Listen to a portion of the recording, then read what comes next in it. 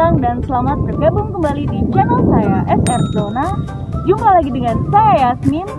Kali ini saya sedang berada di kota Jailolo, tepatnya Kabupaten Halmahera Barat, Provinsi Maluku Utara, teman-teman. Nah, bagaimana keseruan saya berada di kota Jailolo ini, teman-teman? Yuk, simak terus video ini sampai habis ya.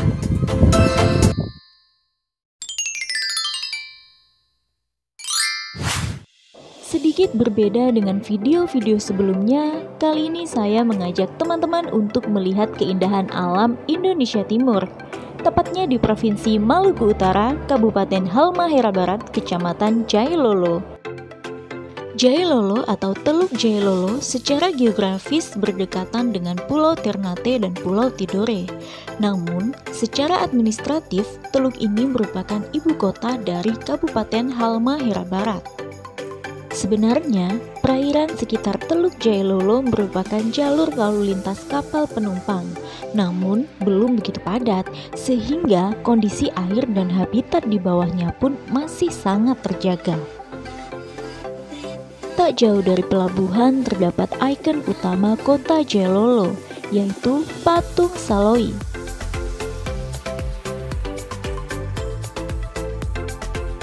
Patung Saloi dibangun sebagai bentuk apresiasi kearifan lokal masyarakat Jailolo dan juga lambang kegigihan seorang ibu yang bekerja keras membesarkan anak-anaknya dari hasil kebun. Tak hanya Indonesia Barat, Indonesia Timur pun memiliki desa wisata loh. Misalnya saja desa wisata tempat pemandian air panas dan hutan mangrove Gamtala yang saya kunjungi saat ini.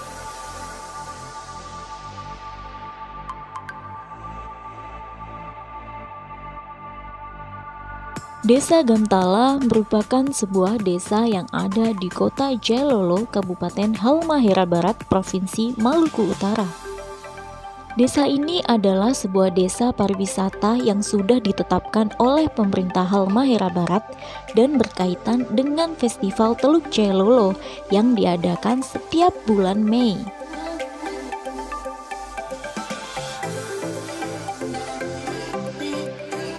Desa Gamtala memiliki potensi alam yang kuat, khususnya potensi hutan mangrove ini.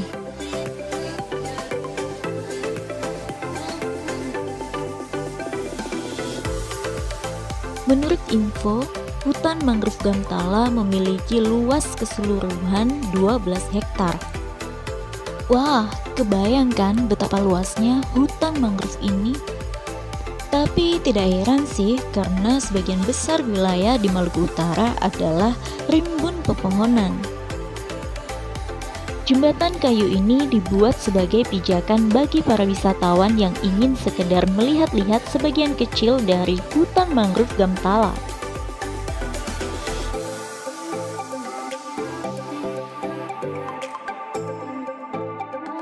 Karena belum puas dengan hanya menapaki jembatan kayu hutan mangrove tersebut, saya kembali ke lokasi pemandian air panas, kemudian memutuskan untuk menyewa perahu dan menyusuri sepanjang aliran sungai yang ada di area hutan mangrove Gamtala.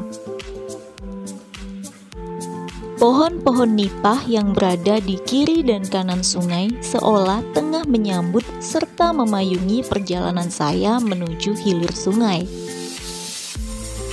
Nipah adalah sejenis palem yang tumbuh di lingkungan hutan bakau atau daerah pasang surut dekat tepi laut. Dan nipah mempunyai batang pohon terendam di bawah lapisan lumpur yang menjalar di bawah tanah dengan ketebalan kurang lebih 60 cm. Sungai yang saya lalui ini bernama Sungai Akediri.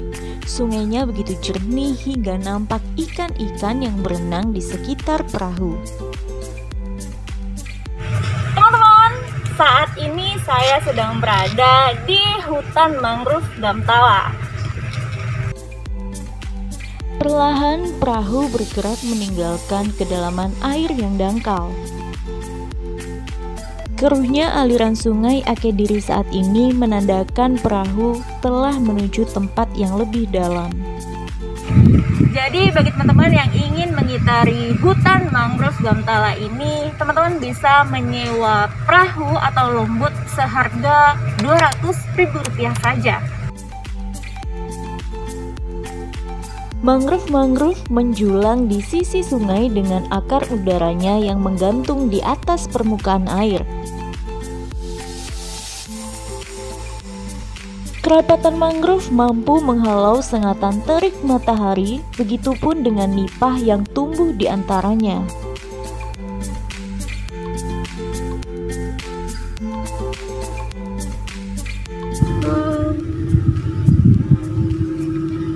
Kita lagi ada di atas longboat untuk mengitari sekeliling hutan mangrove Gamtala. Perjalanan saya lanjutkan dengan menyusuri sungai yang mulai melebar. Hutan mangrove pun perlahan berubah menjadi vegetasi pepohonan-pepohonan besar yang tumbuh tinggi menjulang, membenamkan akarnya ke dalam tanah.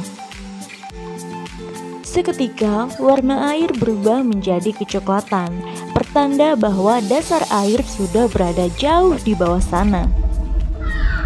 Beberapa kali terdengar cuitan burung yang turut menemani perjalanan saya.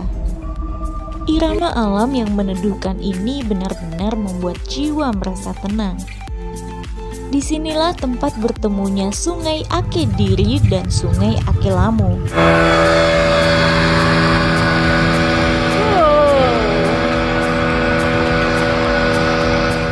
Satu jembatan kayu melintang di atas aliran sungai, seolah memberi tanda bahwa air sungai akan segera bersua dengan gelombang dari Laut Maluku.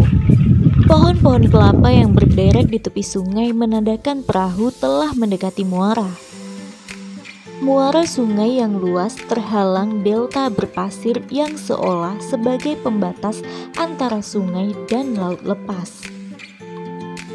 Akhirnya, tempat yang dikenal dengan Pantai Marimbati sebagai ujung penyusuran saya dengan perahu ini.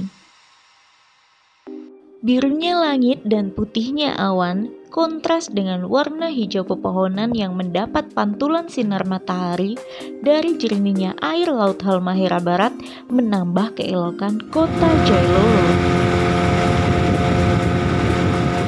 Sumber mata air panas Gamtala ini berasal dari kaki Gunung Sahu. 15 menit dari kota Jailolo terdapat sebuah pantai bernama Tuada atau biasa disebut sebagai Tuada Beach. Untuk menuju pantai ini, kalian akan melewati perkampungan Kristen terlebih dahulu, kemudian disusul dengan perkampungan Muslim. Terdapat sebuah jembatan kayu yang sudah lapuk namun masih kuat untuk pijakan, di mana sepanjang jembatan itu tumbuh tanaman-tanaman mangrove. View dari jembatan itu adalah pulau-pulau seberang Jailolo dan gunungnya. Teman-teman, saat ini saya sedang berada di Tuada Beach, masih di kota Jailolo.